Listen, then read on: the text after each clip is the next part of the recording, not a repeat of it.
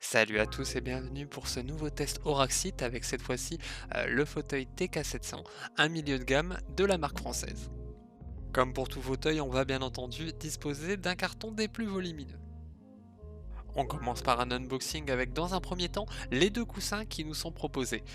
On a droit, comme pour les précédents, à un revêtement doux à effet velours. Le coussin des cervicales se fixera via une attache souple, tandis que celui des lombaires viendra se poser sur le dossier. En ce qui concerne le dossier, on a affaire à un siège baquet tout à fait classique, sur lequel on va retrouver le PVC micro-perforé qu'on voyait déjà sur le XL800, mais cette fois-ci avec de légères différences, notamment au niveau de la densité.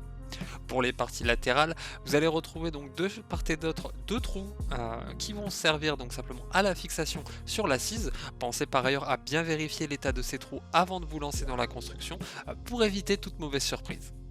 Puisqu'on parlait de l'assise justement, on va la retrouver juste après avec donc le même matériau que pour le dossier. Comme je vous l'indiquais, la densité va se retrouver un peu plus accrue de ce côté-là, ce qui fait qu'on va avoir une assise un peu plus rigide. Comme d'habitude sous cette assise, on retrouve les divers pas de vis venant accueillir le vérin pour la hauteur et les accoudoirs. Pour la suite de l'unboxing, on passe à la base de notre fauteuil avec notamment les 5 roues qui vont venir se fixer sur l'irremplaçable étoile à 5 branches. Cette dernière, bien emballée dans le colis, est en métal renforcé et elle va pouvoir soutenir un poids allant jusqu'à 150 kg. On continue sur la base avec cette fois-ci le support qui viendra se fixer sous l'assise et permet de gérer la hauteur et l'inclinaison légère. Comme pour l'étoile à 5 branches, on est sur du métal renforcé qui s'avérera donc solide et assez lourd lors de la fabrication.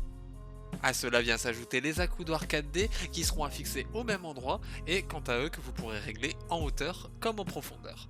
Petit aparté rapide tout de même, veillez bien à faire attention au niveau de l'écartement entre chaque pièce car si ce n'est pas respecté, il est impossible de fixer la base. Pour l'assemblage, Auraxit prévoit un ensemble de vis et une clé Allen ainsi qu'un système fastidieux d'œillets et de vis de maintien. Nous avons donc l'ensemble de nos pièces disponibles à l'usage et il ne reste plus qu'à passer au montage pour la fabrication de notre Auraxit TK700.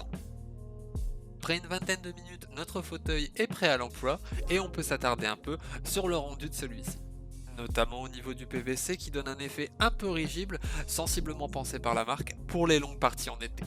Sous le fauteuil, on retrouve donc les 5 roues de 75 mm de diamètre qui vont se déplacer chacune indépendamment à 360 degrés pour faciliter le mouvement. On va ensuite avoir juste au-dessus le support permettant de gérer votre hauteur et bloquer votre inclinaison. Chaque manivelle a une prise en main facile et s'agrippe aisément même lorsque vous êtes confortablement installé pour gérer encore plus votre aisance. On complète bien évidemment cela avec la dernière manivelle qui quant à elle va gérer de façon plus brute votre dossier pour avoir une inclinaison allant de 80 jusqu'à 160 degrés, c'est-à-dire osciller entre concentration maximum et détente bien méritée après une dure victoire sur votre jeu préféré. On a pu le voir un peu plus tôt, mais les deux coussins vont avoir leur rôle à jouer dans le confort également. L'effet velours choisi va permettre d'offrir une vraie sensation de douceur. Attention toutefois au coussin au bas du dos qui est peu stable étant souvent et est sans contexte classé comme un aimant à poil de chat, comme vous pouvez le voir sur le mien.